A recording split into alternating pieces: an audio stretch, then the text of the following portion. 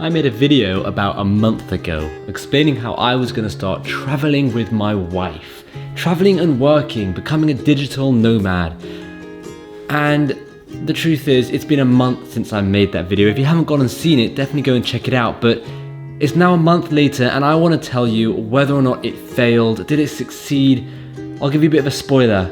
It failed quite miserably, and I want to tell you that story because one thing I love about having this YouTube channel is being able to have a platform to be able to share real life experiences, true experiences. Well, we started in Iceland, moved to Spain, and then moved to Tenerife, and that was the first month, and it was brilliant. It was really, really cool. I had a blast, my wife had a blast.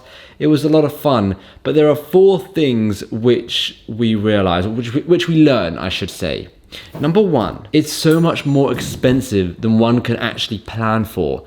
Number 2, focusing, or for me specifically, became 10 times harder. Number 3, you end up missing out on the country you are currently in. And number 4, there is a specific way to do this to ensure that it works. And I'm going to explain that in a couple of minutes in this video. So let's go over those 4 areas. The first one, with it being more expensive. When you're traveling, you tend to want to live in the moment sometimes, right? So firstly, there are things you can't really plan for, like petrol and food and stuff like that. But then you have these in the moment experiences, I like to call them. So if you're in a country for the first time and you're like, oh my gosh, let's go and do that. It's a really cool experience, it will be amazing. You can't really factor that in to your initial budgeting because you didn't know it existed until you got to that country. For us personally, we also had a few issues with our hotels. So we had to, on the night before, book Airbnbs for a couple of nights, which ended up costing us a lot more money than we could have ever planned for. But just these things happen, and you need to have what I like to call a miscellaneous fund, or like a backup fund in case something goes wrong. But basically, it ends up costing a lot more money. The next one is focusing. Now, personally, I've struggled with focusing since I was a kid. Throughout primary school and high school, I always struggled to focus. And in fact, I actually made a video on focusing and productivity where I tell you a couple of tips, things that I was doing, things that I am currently doing to increase my productivity because, well, it needs increasing, right? But on holiday, well, not holiday, but whilst we were away traveling, not really traveling, but whilst we were away, it was very difficult to implement these different productivity tips and tricks and stuff because we were living out of a suitcase. We were moving from place to place every couple of days. So it was hard. We didn't really have a set place, a set office space, a set working environment to be able to do the things we needed to do. And funnily enough, when I was sitting writing the script for this video, I had a baby. I was on a plane and I had a baby screaming, sitting right next to me. And what's really funny, and calm as a bitch, is that we were in the airport, very small airport. We were the last flight out and I saw the baby. I said to Lauren, I'm praying we are nowhere near this baby. I have so much work to do on the plane. We get to our seat, and lo and behold, there's a baby. The baby sitting right next to me. Lauren's like, oh, do you want to swap with me? Because we weren't sitting next to each other. And you want to swap with me? You can do your work. I was like, no, it's fine. I'm sitting there, baby's kind of like tapping at my laptop occasionally, crying, being passed over my head. Brilliant experience. Just these things happen, right? And you can't plan for them. So I had planned to be super productive on the plane, and I was pretty productive, but it was a lot harder than I anticipated. And finally, the big one, I would say one of the main ones.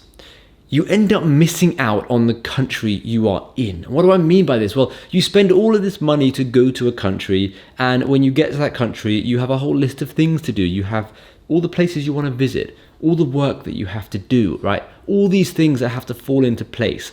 So for example, when we went to Milan for 3 days. It was just a weekend. We got there and I realized that there was a lot of work that I had to do, that I had to get done. As well as that, we also had to cook and prepare for the weekend, whatever, right? And we got to the end of our Milan trip and realized we hadn't actually explored Milan at all. There just wasn't time. And something clicked in my mind and it made me realize, why on earth am I spending all of this money? We are spending all of this money to be in this country to just end up staying in the Airbnb and doing work anyway. It just didn't make any sense. I thought I could just be back in my flat and do the same thing. Well, I have to say, because of all of this, I have learned, and we have learned, and we kind of realized what the problem was, and now we know what the solution is. But before I tell you the solution, I do want to say, even though we were traveling and we were finding it hard to stay productive and stay focused, we still did a lot of work, right? I mean, yes, it became difficult. I didn't respond to an email in about 3 weeks. I really slowed down responding to these YouTube comments, which really irked me because I love responding to every single comment. Try it. Leave a comment down below. I'll respond. I really, really like responding to comments. And the areas I really was trying was print-on-demand designing stuff, was posting the YouTube videos, which thankfully I didn't slack on. I was able to do that, but it was just really, really tough. So now that you know the work that I have done, you know the backstory, all of that, what could the potential solution be? Well, to put it simply, the solution is to stop doing 7 to 10 day trips and treating them like traveling work trips, because that's not what becoming a digital nomad is. That's not what the traveling lifestyle is.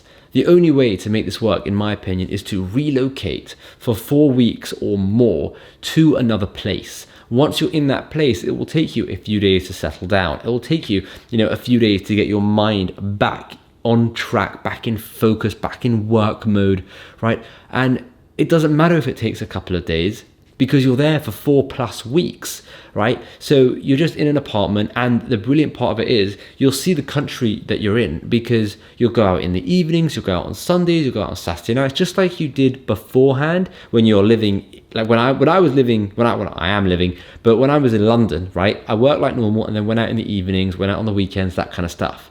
Now, the problem is when you go for a 7 to 10 day trip, right? By the time you get there and you're fully focused, you're back on track, you then have to leave, right? And it doesn't really allow you to adjust and get used to it, get into it, and then go and visit areas of the country, all that kind of stuff, right? So if you relocate for 4+ weeks, it does end up working. Now, I'm not very experienced with this, I'll be honest, right?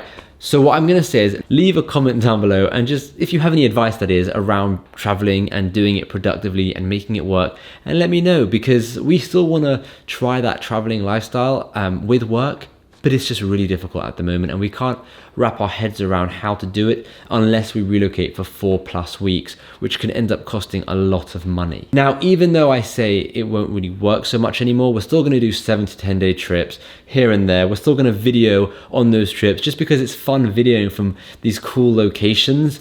But as a whole, we've taken a massive step back when it's come to traveling now, because I want to focus 150%, doesn't make sense. I want to focus 100% of my attention on work, on YouTube, on print on demand, on Amazon, on trading, on everything I'm doing. I want to focus on those areas, plus the podcast and these new businesses that I'm trying to set up.